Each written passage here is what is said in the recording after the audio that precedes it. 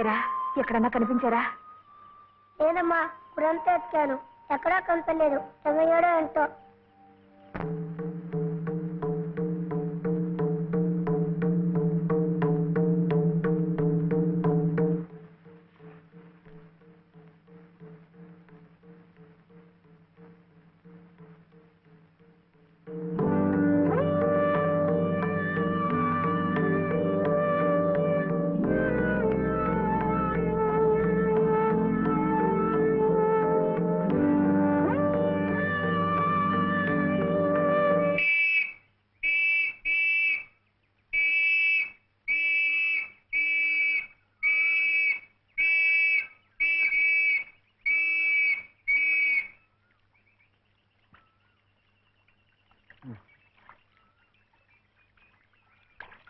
చేపలు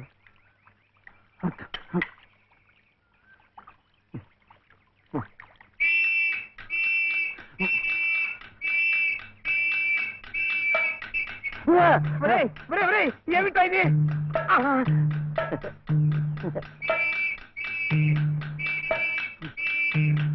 అమ్మా, పోలీసులు! అదేమిటలా పరిగెత్తుకొస్తున్నారు? ఈ పోలీసు ఏమిటండి? ఎవరమ్మా ఇతను? ఏమయ్యా, పోలీస్ స్టేషన్ నుంచి పారిపోయి వస్తావా? నువ్వు నన్ను ఎందుకు పోలీస్ స్టేషన్ తీసుకెళ్ళావు? నీలాంటి బంగారం కలిసి అమ్ముతుంటే అనుమానం రాదా? హోటల్ కి డబ్బు కావాల్సి వచ్చింది. నా గొలుసు నేను అమ్ముకుంటే తప్ప? నోర్మూయ్, పిచ్చి పిచ్చి వేషాలేకు. ఏమండి, ఆయన అలాంటి వరకు ఎవరమ్మా నువ్వెవరమ్మా చెప్పడానికి? ఎవరంటావేంటి? చెప్పు, నేను చెప్పనా? లలిత. శ్రీరామనవమి రోజు మెడలో తాళి కూడా కట్టాను. ఓ, ఈయన మీ ఆయన? అవును. చూడమ్మా, అమ్మాయి కూడా కనపడుతున్నాడు. నువ్వే. ఊరి కొత్త అమ్మా మీరు? అవునవును. ఇలా రామ్మా, స్టేషన్కి వచ్చి ఆ గొలుసు తీసుకెళ్ళడమ్మా. నేనెందుకు రావాలి? నువ్వే తెచ్చిపట్టు. ఏయ్ ఏయ్, ఏమిటిది? ఇది ఆ ముసలాడికి ఇవ్వు. అమ్మ రాత్రంతా నీకోసం ఎంత కంగారు పడిపోయిందో. ఎక్కడికి వెళ్ళావు? ఏమయ్యావు చెప్పు. నువ్వు ఆకలిస్తున్నావు కదా, నేను హోటల్కి వెళ్ళాను.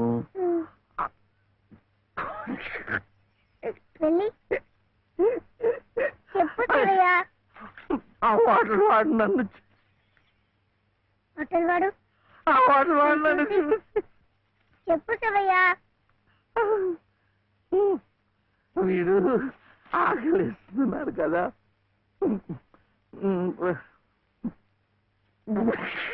హోటల్ వాడు నన్ను చూసి ఇంకోటి కోడి మాంసమా? అమ్మా, కోడంతా. కాదు లలిత, ఆ హోటల్ వాడు నన్ను చూసి కోటి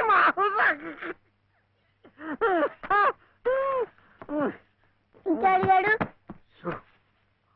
కోపం వస్తుంది. హోటల్ వాడు నన్ను చూసి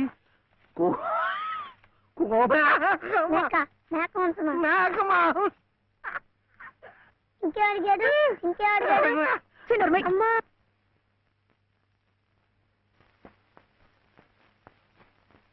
ఏంటి మీ ఓడు మలయాళ మంత్రాలుగా నేర్చుకుంటున్నాడా? మా గురుడు మాట్లాడేది జభాష, అంటే రాజభాష.